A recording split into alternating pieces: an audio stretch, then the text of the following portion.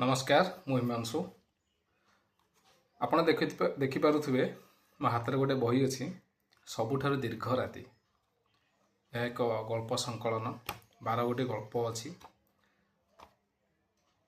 कथाकार होउचंदी श्रीजुक्त चंद्रशेखर रथ। ये बहीटी 1997 मसीह केंद्र साहित्य एकाडेमी पुरस्कार प्राप्त होईची। किंतु मोर अभियोग गोटे बहीर प्रच्छदपट नहीं कि आपण मैंने जदि आगु ये बही पढ़ी थे किछि वर्ष पूर्वर ते बहीर प्रच्छदपट देखि केते सुंदर थिला। गोटे जह्न रातिर चित्र थिला तादर गोटे पेट्रोमैक्स लाइट हुए तो अन्य किछि तादरे मिश्रित थिला। किंतु ये प्रच्छदपटटा को देखंतु मत कहीं तो जमा भल लगे हूँ तो आपण मानक भल लगी थी पारे मुझे जानीपारूनी यह कहीं हुए गोटे गोटे भल बही सहित एमती कि बही अच्छी कि आपण मैंने जानी श्रीजुक्त चंद्रशेखर रथ जन चित्रकर किंतु जड़े एत भल चित्रकर एत भल लेखार ये प्रच्छदपट रोचे।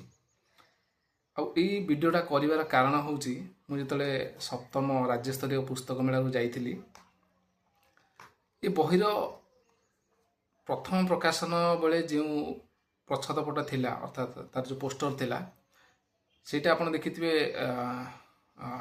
राज्यस्तरीय पुस्तक मेला भुवनेश्वर जो पड़ी सप्तम राज्यस्तरीय बामपटे बहुत गुड़ाई उपन्यासर चित्र थिला सेठी बहीर चित्र थिला। मु आगुरी जो विवरणी देइथिली कि गोटे शांत जह्न राति पेट्रोमैक्स लाइट गोटे अच्छी गोटे निरीह जह्न अच्छी केते सुंदर लगे से चित्र को हटे ये चित्रटा रखी देइछंती।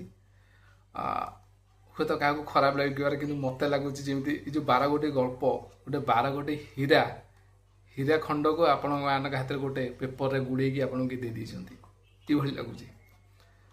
एमती कहीं प्रकाशक मैंने करती मुझे जानीपारे गोटे भल बहीर पाठकर प्रथम जो इच्छा शक्ति जागृत हो जाए गोटे बही सेटा थाए बहीर प्रच्छदपट ताकू देखला माने इच्छा हुए अरे एत बढ़िया प्रच्छदपटा होती गोटे आकृष्ट मनोभाव आसे देखिया भितर कौन थी।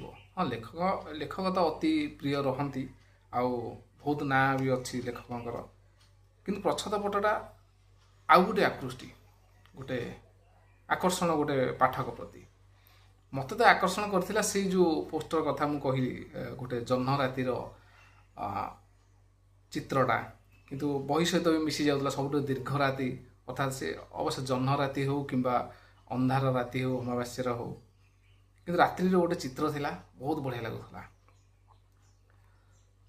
अभियोग अवश्य क्या करी किंतु मत तो से भाया लगे किंतु गल्प गुड़ाक बहुत बढ़िया अच्छी आपण मैंने जब पढ़ी थे जानी जदि न पढ़ी तेबे सबुठारु दीर्घ राति किणिकी पढ़ंतु